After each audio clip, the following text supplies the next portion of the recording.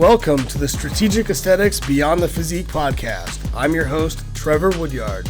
Whether your goal is to dominate the stage or reach a healthy body composition, it comes down to a culmination of habits. Here we're going behind the scenes to uncover what these habits look like in real life.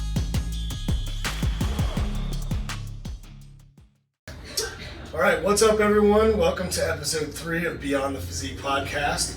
Today we're going to talk about the modern adrenal disaster. So the modern world, we're addicted to stress. You can see it in physiques, you can see it in blood work, and ultimately you can see it in health. But before we get into it, today I have a guest. Today with me is Coach Shelby.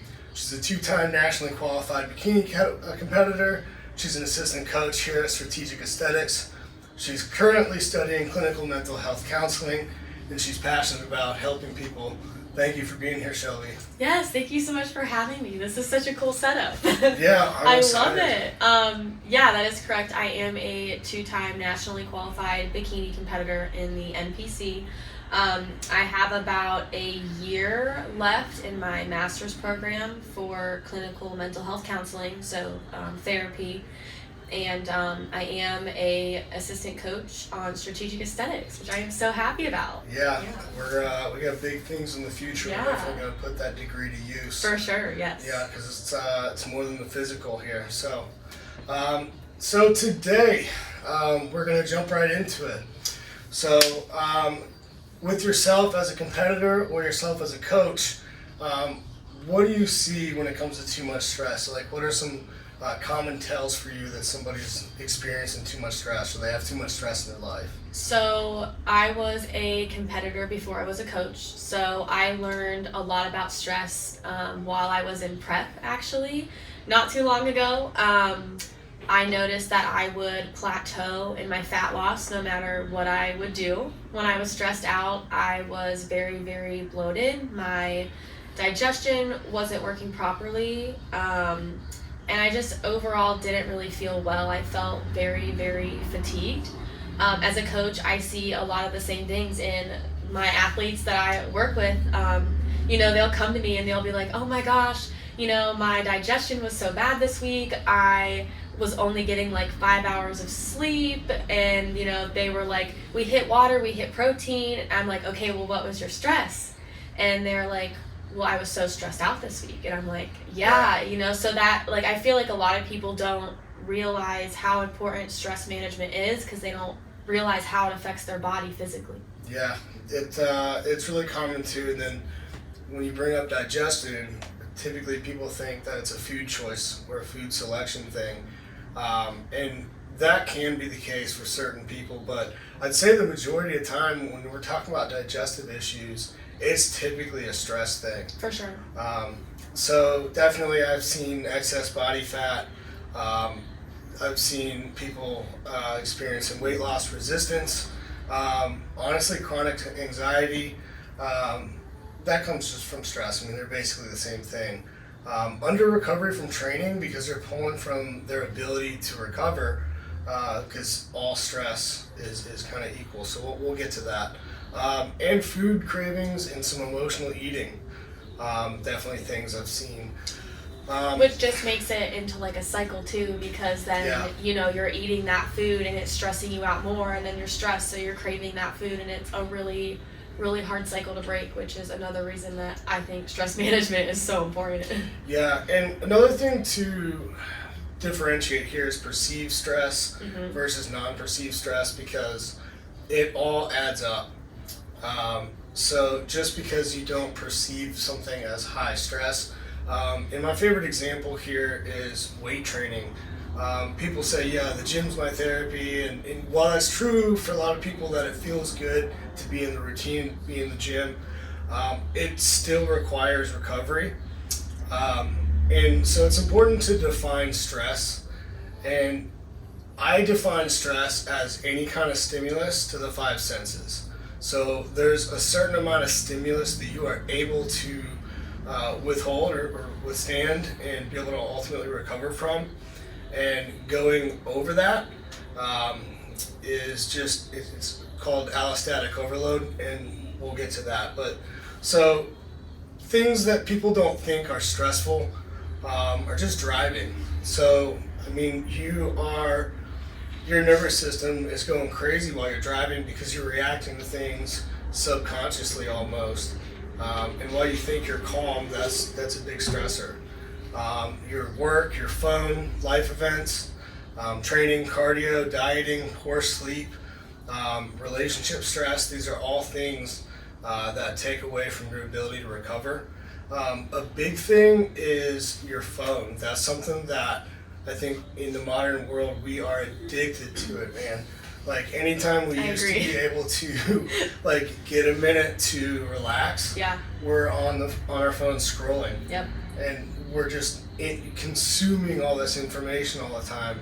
Just consuming. And I feel like, so a lot of those examples, like a lot of stress is unavoidable, right? Like you're not going to never drive again. You're not going to never get on your phone again, you know, but some of the stressors in your life, I feel like you can definitely control and limit, which is why it's so important to limit those ones, because there are life events that happen that you have no control over, and you know it's really, really hard to manage those things that you don't have control over. So if you just try to manage the things that you do have more control over, it will be so much easier. Things will go so much smoother. Definitely. And I think, you know, stress management doesn't have to come down to like meditating and breath work, and that definitely works. That's not the only method. So and it's not for everybody. Everybody's different, so everybody and the way that they manage their stress is going to be different as well. You just have to find what works for you. Yeah, stress management could be as simple as like journaling,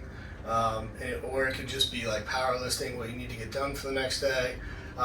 Getting into an evening routine, cutting out the phone like an hour before bed. Yeah, like, so I won't go super deep into this, but my counselor, I've been seeing her, she's wonderful. I've been seeing her for over 6 years now. And she tried to get me to meditate for so long. I'm like, Michelle, no, it's not for me. I can't do it. And we ended up finding that just like writing my day down like a week in advance, like the reminders app. I know you had mentioned that in your previous episode. That helps me so much. I don't have to keep all of these things in my brain. I just put them in my reminders, and then I literally don't have to think about them, and they are just, I just don't even worry about it until I get to that point. And I feel for me like that's something that reduces my stress significantly. But for some people, maybe that stresses them out more. So it just goes back to the point, like everybody's different. You really have to just like find out what works for you. What works for you.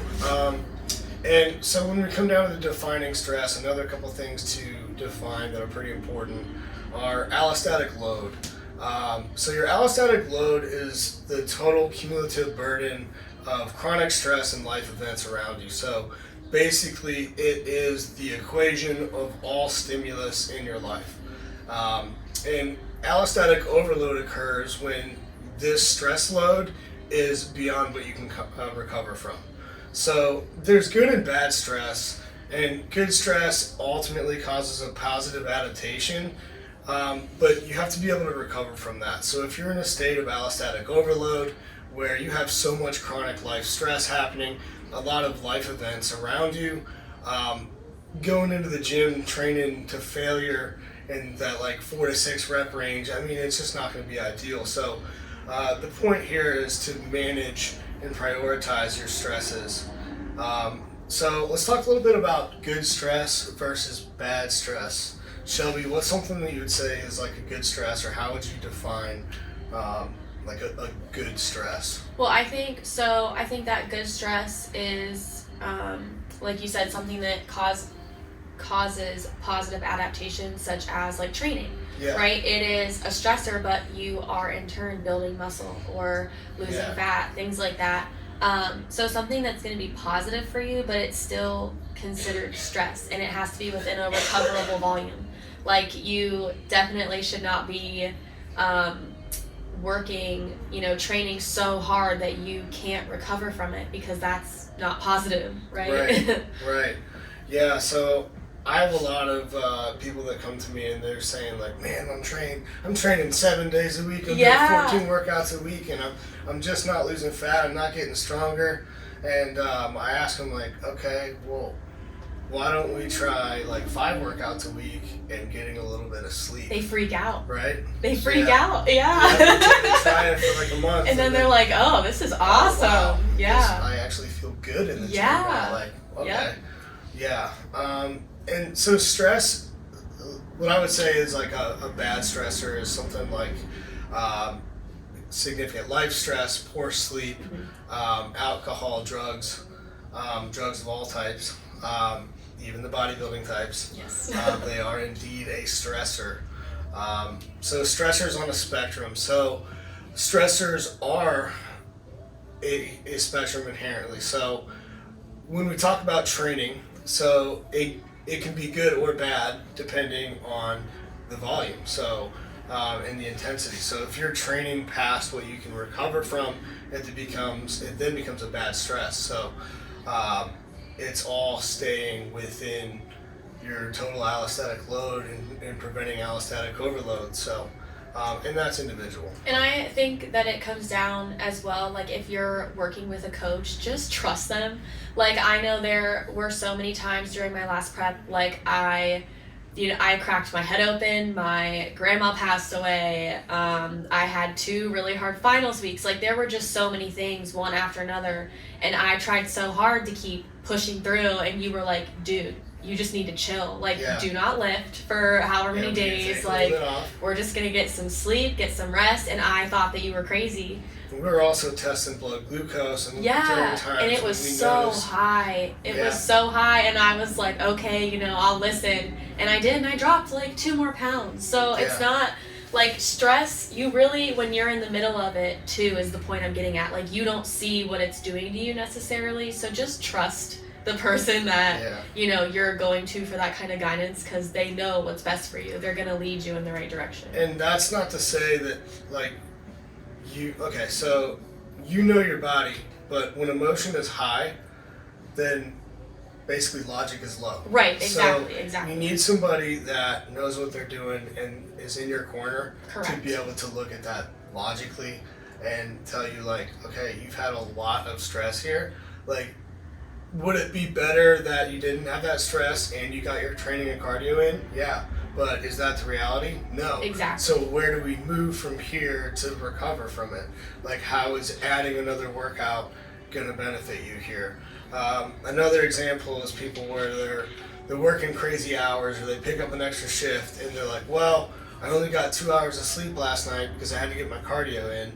And I'm like, okay, well, I would rather you get the sleep. Get the sleep, and that's a time for some auto-regulation, and really just being able to learn your body and know the signals. Okay, so the next thing I want to talk about is like the physiological indicators of stress and how you would know that you are overstressed. So the adrenals release cortisol in a natural pattern throughout the day. So when you wake up in the morning, it's going to be at the highest, and then it's going to be at the lowest when you go to bed, and it should decline throughout the day. In cases that you have elevated cortisol, you would find this by taking a Dutch 4-point test. So you can get a blood test, but that's going to tell you ultimately where your cortisol was at one point during the day. And cortisol patterning is really important, not just where you are at one point, because it changes so significantly throughout the 24-hour period. So a Dutch 4-point test is a saliva test, and you'll test yourself 4 times throughout the day. So first thing in the morning, and then a few hours later, so on, then right before bed. And basically there's a bunch of different types of dysfunction, but the one thing they would have in common is they're either elevated at one point during the day or several points during the day. And in all those cases, you would basically treat those the same. So some major factors to change an elevated cortisol situation. Okay, well, one, why is that even bad? Well, cortisol it's a stress hormone, okay, and it's going to prevent any kind of muscle gain, any kind of body fat loss, and it's just not ideal for anything physique. And it reduces your ability to recover from everything. Okay, so increasing your sleep duration or increasing your sleep quality, as well as getting on a consistent bedtime and wake time. That's a huge one. Yeah. That's something that circadian rhythm. Yeah, like I noticed that for myself and a lot of my athletes, like once they start, I have this one girl and she's like, I get 8 hours. I'm like, but you toss and turn and you're up 3 times. And we finally, I got her on raw sleep. Okay. And she finally slept like a solid 8 hours. Hashtag, yeah. raw nutrition. Subtle plug. Yeah. Code strategic. Get yourself 10% off. Yeah. She said that she slept so good and she's never felt better. Literally after a week of taking that, I'm like, thank goodness, like finally. And this is not to take from raw supplements as I'm wearing the shirt. Yeah. But a lot of that stuff is, I don't want to say placebo, but it's a matter of like, you make the mental shift that, okay, now it's time for bed. Yeah. So, like, same thing with taking a pre-workout, right? So you have a routine before you work out because it's important in changing your physique. Well, you should have the same kind of deal when we're talking about sleep. Exactly. And getting consistent sleep resets your circadian rhythm. And having a consistent circadian rhythm allows your cortisol patterning to be in a consistent structure. So it will then allow it to be highest in the morning and fall throughout the day. Now, if your sleep times change a lot, that is going to cause some issues. Also, stabilizing your blood sugar. So getting away from the high glycemic foods. I'm not saying carbs are bad, but if we're having some issues with high cortisol, let's stick to whole food sources. Get rid of the gummy bears, get rid of the high sugar drinks, and stick to the whole foods. Caffeine, let's talk about stress and caffeine for just a second. Yeah, so the more caffeine that you... Yeah, you're good. The more caffeine that you ingest, the higher your cortisol levels can become. Caffeine is definitely a stimulant. You drink your coffee in the morning on an empty stomach and you're like wired 5 minutes later. That's what it does, and it can be beneficial in appropriate amounts.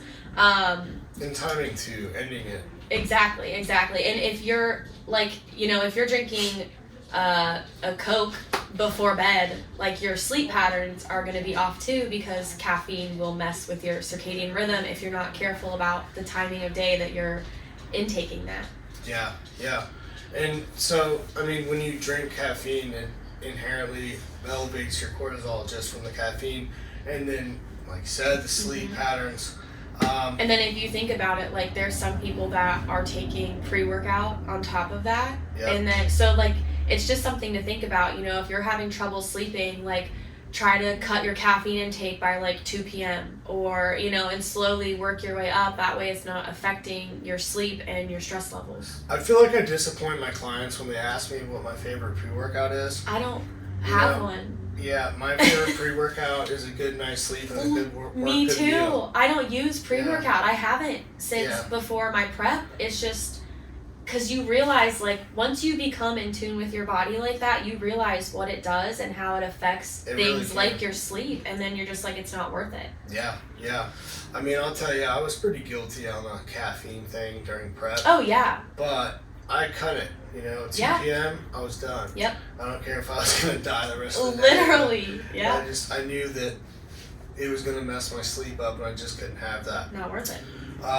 So, again, major factors that change for reducing cortisol is increasing your sleep duration, quality, and having consistent wake and sleep times. Stabilize your blood sugar, reduce the caffeine, and then reduce your allostatic load. So, look at all of your life stressors and see what can be pulled. And sometimes that means relationships. Sometimes that means pulling back and setting boundaries. That doesn't mean you have to be an asshole. but you don't have to be open to everyone. So that was something difficult that I struggled with at first too, and I had to work with my counselor to get to the point that I'm at, because I have a really hard time setting boundaries and like taking that time for myself. So during prep, when I was so tired and just so worn down, like I really had to put my foot down. Even with like my family, I was like, I can only see you guys once a week. You know, like, I'm sorry, I have to get my sleep. There's other things that I have to do right now that I don't have a choice. And you know, my relationship too, like that really took a toll as well, because I'm like, I have to put myself first. Like, I don't have a choice, you know? So really setting those boundaries is very, very important too. Yeah, definitely. Also, I'll plug Morphogen here. Morphogen Emodin, rather. Code strategic, again, 10% off. It basically prevents cortisol from being produced in such high amounts. And Ben at Morphogen Nutrition and that whole team, they don't make supplements that don't work. That's why the prices are what they are. Either buy the real thing or don't buy it at all. That's my opinion when it comes to supplementation. So other cortisol issues. So earlier I said that cortisol dysfunctions basically comes from elevated cortisol levels, and there are cases of depressed cortisol levels. Now, anecdotally speaking, this is not something that I see or have seen. So I'll refer to PubMed PMID 334-84633. We can fast forward through that, but it'll be in the show notes. But basically, this can happen from glucocorticoid medications or opioids. So that's just something to think about. Also, tren acts on the glucocorticoid receptors. So while trenbolone does reduce cortisol, and something to think about, chronic use could absolutely cause some depressed cortisol levels. Okay, aldosterone. Shelby, around show day we talked about water a lot. Yes, we and did. Stress and water. Yes. So aldosterone is the hormone that promotes water and sodium retention.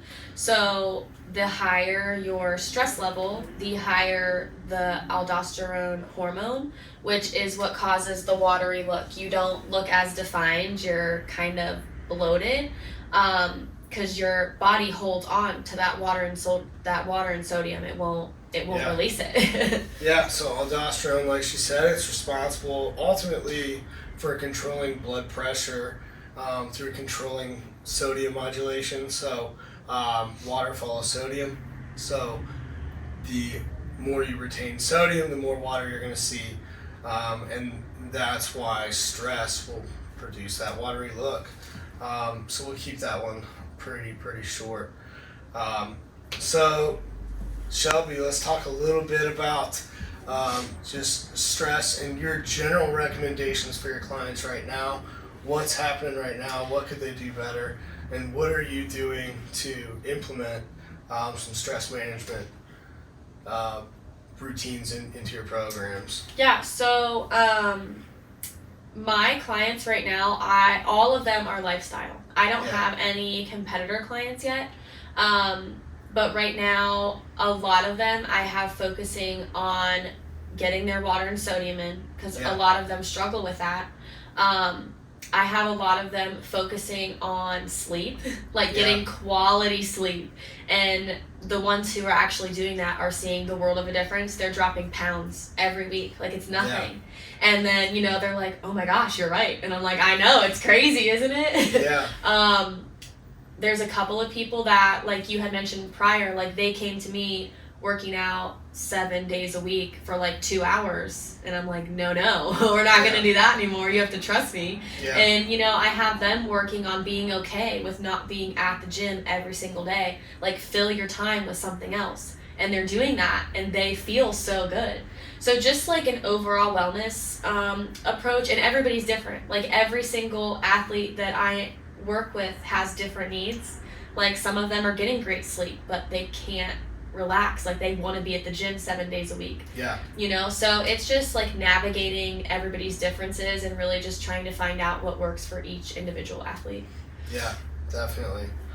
Well, so today we talked about quite a bit, but we can sum it up into like 3 major takeaways.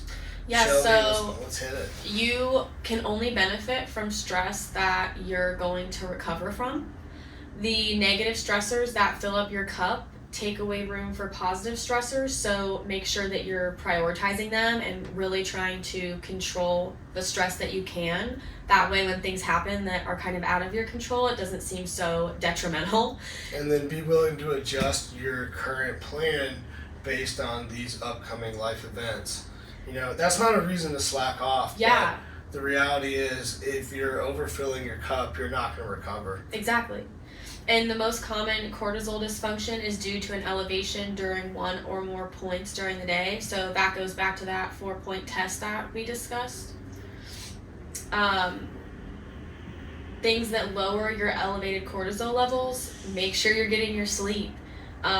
Like Trevor said earlier, stay away from the gummy bears and the Coca-Colas, things like that. And an excess amount of carbs, because those are things that are going to spike your blood sugar.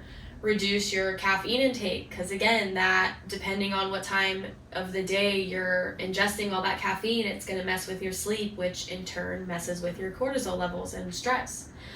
Reduce your allostatic load, which means prioritize your stressors. Again, control what you can. That way when things happen that you can't, it's not so detrimental. And then supplements, I know Trevor already mentioned the Amodin, but ashwagandha too. I have a couple of my clients taking the Morphogen ashwagandha and they love it. Yeah. They absolutely love it. They said it does wonders for them. Yeah.